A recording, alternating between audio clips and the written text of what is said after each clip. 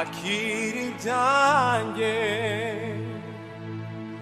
byose Yesu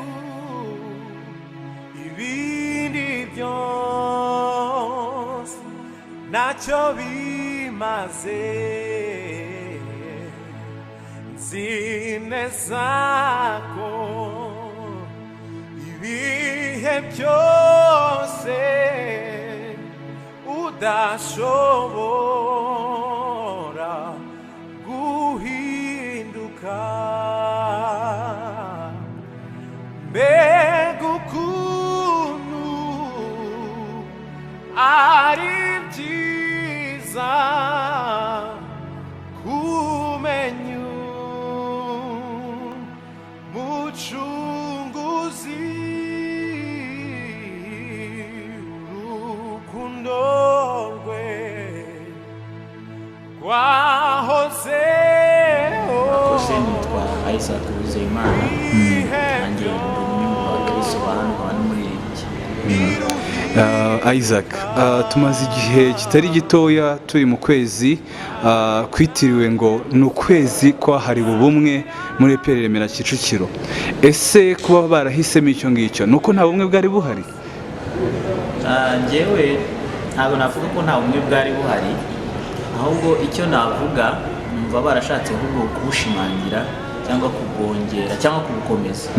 Ubumwe bwo burahari, ahubwo hari ukuntu ibintu biba bihari ariko abantu ntibabyongere cyangwa ntibabiha agaciro kabyo, ariko si uko biba bidahari.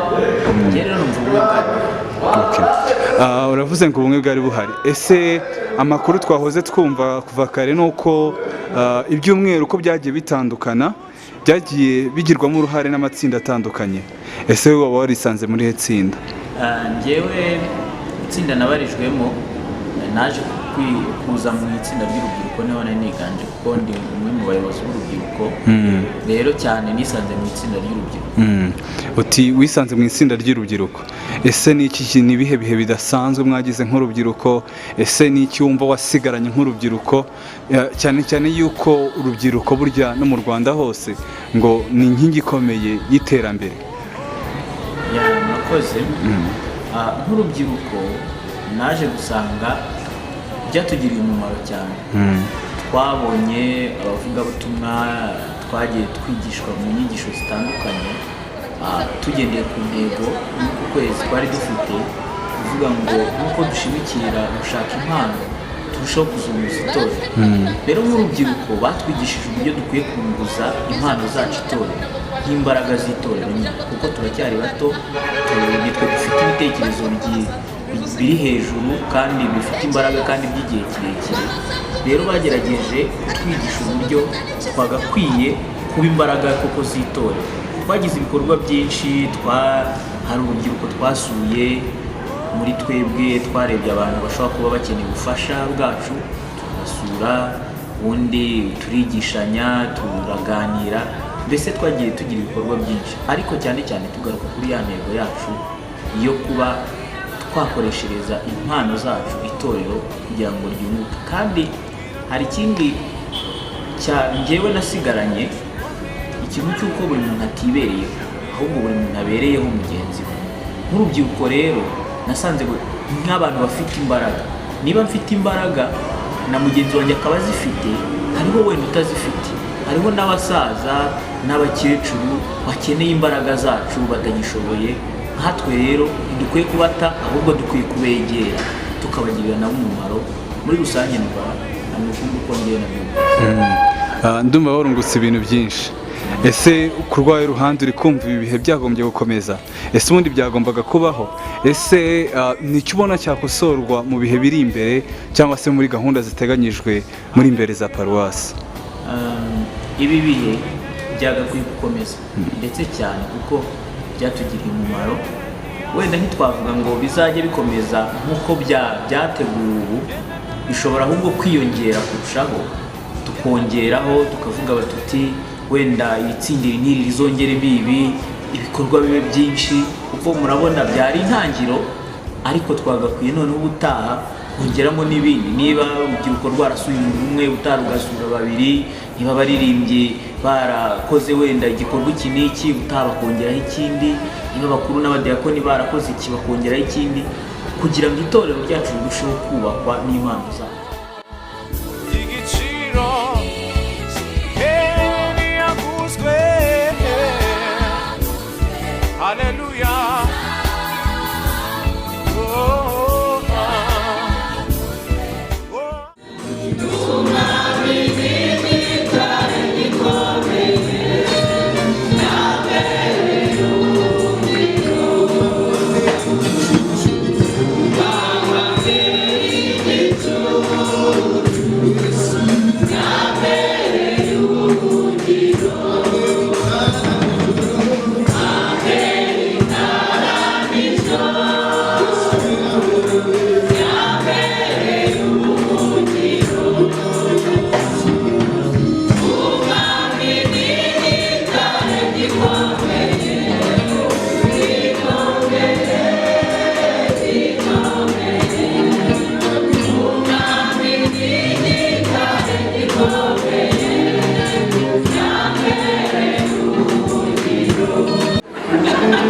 Twavuze umuryango mushya kugeza uyu munsi ntituwuzi, bashobora kuba baje ari n'abashyitsi. Ni ukuvuga umuntu washyingiwe kuri wa gatandatu ushize nahaguruke cyangwa muri tukubona.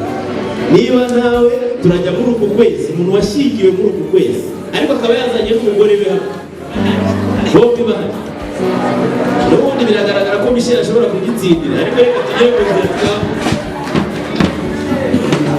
hari couple yo mu kwezi gushize, no mu kwezi kwa munani bari hano bakoze ubukwe.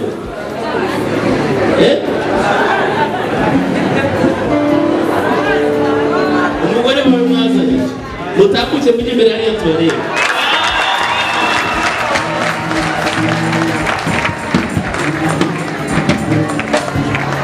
Modere mikrofone.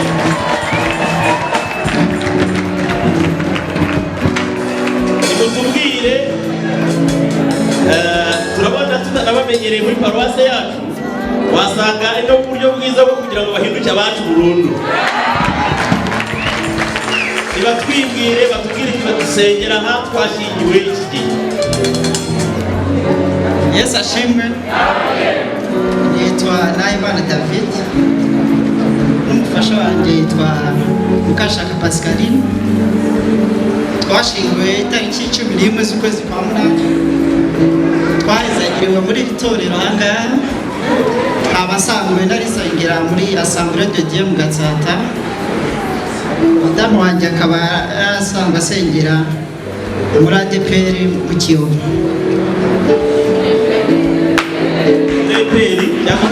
Muri ADPR mu Kiyovu. Aha, turakomeza tubabaze, mumaze gusezeranira hano siko mutubwiye? Uze kubahezagiriwe hano, mwasezeraniye hehe? Aha muri paruwasi. Uyu munsi mwabarizwaga muri paruwasi? Ntabwo twari bwahitemo aho tuzajya gusengera kuko twari turahantu. Ko tubahisemo namwe muraduhitamo?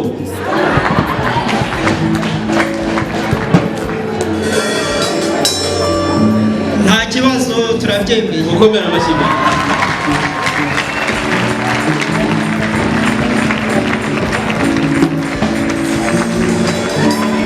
Bavandimwe, iriya couple ni Imana yatuzaniye uyu munsi kugira ngo tuyiheshe umugisha no baduheshe umugisha.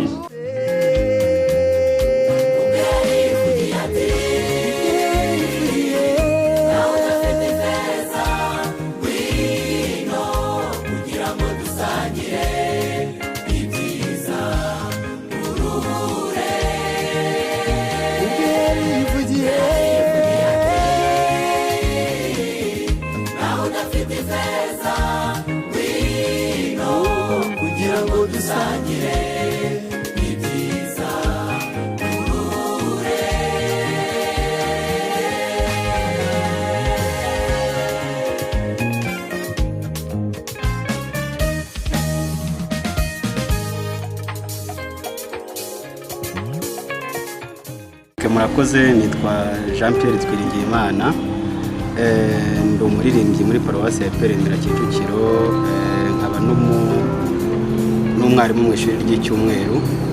Murakoze. Murakoze. Twumvishe ko ku kwezi kose mumaze igihe muri mu giterane mwise ubumwe bw'itorero. Ese iki giterane wakibonye gute? Wungutsemo iki? Uko biri kose hari ibintu byinshi wagiye wungukamo, ariko wumvishe kikugiriye uwuhe mumaro nk'umukristo? Murakoze cyane. Mbere na mbere ndashima Imana, ariko nkashima na paruwasi yacu yadutekerereje ku kwezi, kuri gahunda y'ukwezi, kuko nungukiyemo byinshi ngiye ku ruhande rwanjye. Numva narakuze mu buryo bw'ubugingo, ndetse by'umwihariko ku birebana n'abavugabutumwa batandukanye bagiye batwoherereza. Numvisemo byinshi cyane ko bamwe bagiye bagaruka ku ntego yacu twari dufite, ariko mu by'ukuri bagiye bayisobanura mu buryo butandukanye, kandi mu buryo byatumye mfunguka mu buryo bw'imitekerereze yanjye yari isanzweho nk'umuririmbyi, ndetse n'umurimo w'Imana dusanzwe dukora. Nungukiyemo byinshi mu by'ukuri, naragutse mu buryo bw'umwuka. Murakoze. Mwatangiye mutubwira ko umurimo mukora ari ukuririmba, kandi by'umwihariko mwagize muri uku kwezi habayemo umwihariko icyumweru cy'abaririmbyi. Ese nk'umuririmbyi wungutse iki? Wumvishe ugize izihe ngamba mu murimo wari usanzwe ukora wo kuririmba? Murakoze cyane. Mwari muvuze ku ruhande rw'abaririmbyi. Njye mu by'umwihariko mu cyumweru cyahariwe abaririmbyi nungukiyemo byinshi cyane. Icya mbere, nashimishijwe n'ubumwe bw'abaririmbyi bwongeye ku uburyo byari byubakitse, uburyo korali zahuye zikaririmba, ugasanga umwe yumva mu wundi, cyane ko umuvugabutumwa twigishije ku cyumweru cy'ucyumweru cyahariwe abaririmbyi yatubwiye ko umwe mbereyeho ku bwa mugenzi wanjye, mbayeho kugira ngo mugenzi wanjye mugirire umumaro. Nungukiyemo byinshi rero.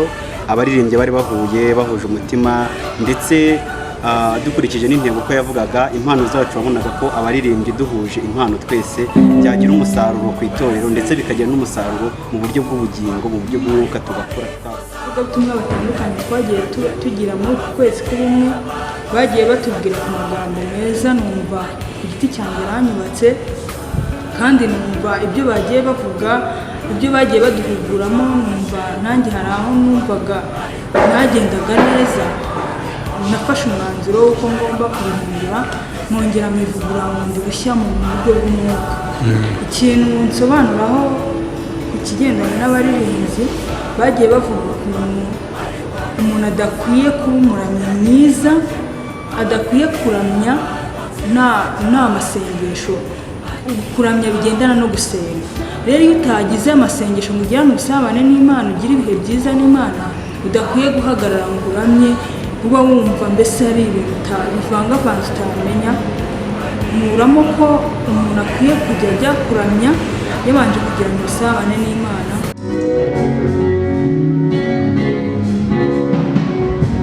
Nastahili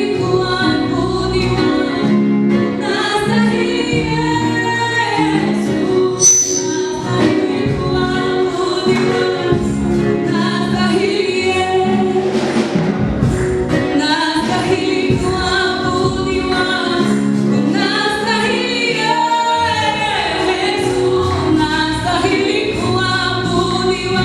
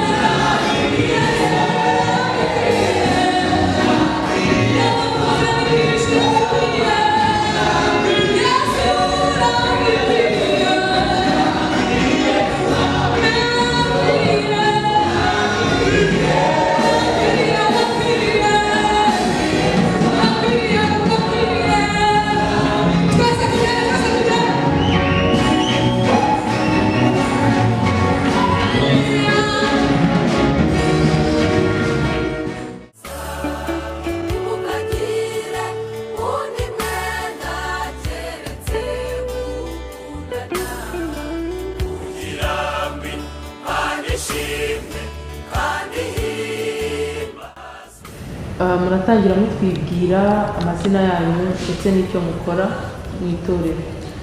Nitwa Dona Munyaneza, ni jyewe ukuriye komisiyo y'ivugabutumwa hano muri paruwasi ya Peremera Kicukiro. Murakoze. Uku kwezi mwaguhaye igiterane, muguhaye intego ivuga ngo ni ubumwe bw'itorero. Ese iri yerekwa ryaje bite? Mwabitangiye gute? Ni iyihe ntumbero mwarebaga ku itorero? Murakoze kuko ikibazo cyiza. Iteka ryose itorero cyane cyane ababa bariyoboye bahora bakurikiranye bashishikarira kugira ngo bumve icyo umwuka wera w'Imana ashaka ku bantu bagize itorero. Ni muri urwo rwego uko inzego zigenda zubakika, ubuyobozi bwa paruwasi bufatanyije na komisiyo y'ivugabutumwa twatekereje ko hakwiye kuba igihe kidasanzwe kugira ngo abantu biyumve mu bumwe bw'itorero. Hanyuma tugiha isura, ariko kandi twumva umwuka wera twemeza uburyo itorero ryakunga ubumwe kandi rikoresheje impano zaryo. Ni muri urwo rwego twahisemo intego kugira ngo tuyobore muri uko kwezi kose iboneka mu Bakorino ba mbere igice cya 14 ku murongo wa 12, dushaka kubwira abantu ngo impano bafite ni nyinshi kandi n'uburyo bwinshi butandukanye, ariko zose bazishishikarire kugira ngo bazunguze itorero rya Kristo. Mumaze kwinjira neza mu giterane, hagiye habaho gukora mu matsinda, icyumweru kigarirwa mu bitsinda bitandukanye. Ese mwabonye byaratanze umwe umusaruro? Abantu baritabiriye ku buryo bushimishije? Ese bamaze kwitabira ku buryo bushimishije, murabona mukuyemo izindi ngamba mu minsi iri imbere mugiye gukomerezaho nka komisiyo y'ivugabutumwa? Paruwasi yacu Peremera Kicukiro, kuva dutangiye gukora iki giterane ubu kimaze nyine ibyumweru 5, cyatangiye ku itariki 29 z'ukwezi kwa munani. Duhuza ibyiciro bigiye bitandukanye dushaka ko buri wese yiyumva mu bumwe, ariko kandi mu bumwe afitemo uruhare. Niyo mpamvu tuvuga impano, nubwo tunavuga impano z'umwuka gusa, ahubwo turavuga n'impano karemano, n'impano umuntu yunguka muri sosiyete, ariko byose bigahurira hamwe kugira ngo byubake umurimo w'Imana. Nibyo kuko twahuye n'ibyiciro byinshi. Icyumweru cya mbere cyabanje kuba icy'abakuru b'itorero n'abadiyakoni, icya kabiri kiza ari icy'urubyiruko, icya gatatu kiza ari icy'umuryango, icya kane kiza ari icy'abaririmbyi. Uyu munsi turi mu cyumweru cya nyuma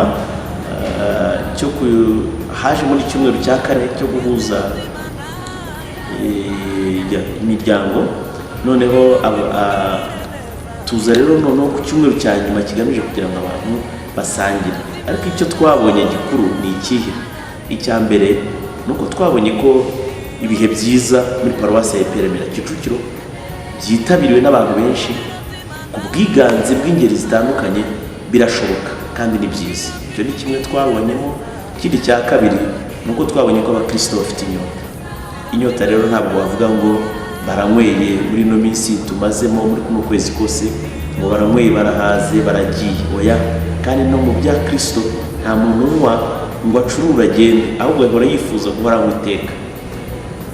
Ubwiganze bw'abantu, ubwitabire bw'abantu bwari bwinshi ku kigero gikomeye, ndetse harimo n'amatsinda yasabaga ko yitabirwa n'abantu mu by'ukuri bake, ariko tugatungurwa n'uko babaye benshi. Iyerekwa rero dufite n'ubundi rirasa n'iryo twari dufite dutangira, ni uko twagira ngo abantu dushyire ku mugaragaro bikwiye kuba biba mu itorero ry'Imana. Mu mpine turavuga ngo ni launch y'ubumwe bw'itorero. Mu by'ukuri rero uyu munsi ubu icyo turimo tuvuga ni ugukomeza uwo murimo, noneho atari komisiyo y'ivugabutumwa ibitekereje, atari paruwasi ibitekereje, ahubwo noneho buri cyiciro kikicara kikavuga kiti dukora iki kugira ngo twebwe turusheho kwiyunga kuri Kristo, ariko kandi tudasiganye bwa bumwe butuganisha kugena ku bugingo. Bivuze ko umuryango uzicara ugategura ibyawo, urubyiruko rukicara ugategura ibyawo, abakuru n'abadiyakoni bakazongera bakagira igihe. Mu byifuzo dufite byinshi abakristo bagenda baduha, baravuga ngo uyu muriro ucanwe ntukagire ubwo na rimwe uzigera uzima. Ibi bikorwa byose byagenze neza, sinzi mutangira ntabwo mwatubwiye nimba ari igiterane kibaye ngarukamwaka cyangwa se aribwo gitangiye ari kizakomeza. Nka komisiyo y'ivugabutumwa muri gahunda murabona uku kwezi kwazagumaho muzakomeza mujye mubitegura abakristo ngarukamwaka cyangwa se murabohereje nk'uko babaye mu matsinda noneho bagiye kujya babitegura bikabera mu matsinda? Uyu munsi ntabwo twamenya igisubizo dushobora gutanga kuri iyo ngingo, kuko ukwezi k'ubumwe kwagizwe n'ibyumweru 5 uhereye mu kwezi kwa 8 gusoza kugeza mu kwa 9, twabonye ari byiza ku buryo ari ibintu yakwifuza guhora ngarukamwaka. Ariko hari n'ubundi bwiza nanone burimo ko ibi bintu bitajya bitegereza ukwezi kwa 9. Muri uyu mwanya turimo turatekereza ngo ese ko ibintu ari byiza mu kwezi kumwe abantu bakicara hamwe bakaba iruhande rw'Imana, ariko kandi hakaba n'ibindi bitekerezo bivuga biti nanone ntibikwiye gutegereza ukwezi kumwe. Aho hagati ntabwo twari twabona umurongo mwiza, ariko icyo twemera kimwe ni uko buri cyiciro icyo ari cyo cyose mu itorero gikwiye kuba gikomeza uyu muriro ducanye. Mu itorero habamo abantu benshi batandukanye nk'uko mwahuye mu byiciro, hari abaririmbyi, abakora protokole, imirimo itandukanye mu itorero. Abantu b'abakristo baba batari muri ibyo byiciro mwaba mwarabatekerejeho iki? Ese nabo muri uku kwezi mwagize igihe cyo guhura nabo ngo mube mwabaganiriza, cyangwa se ni babandi baza bakagenda ntabwo mubazi nta kintu mwabatekerejeho?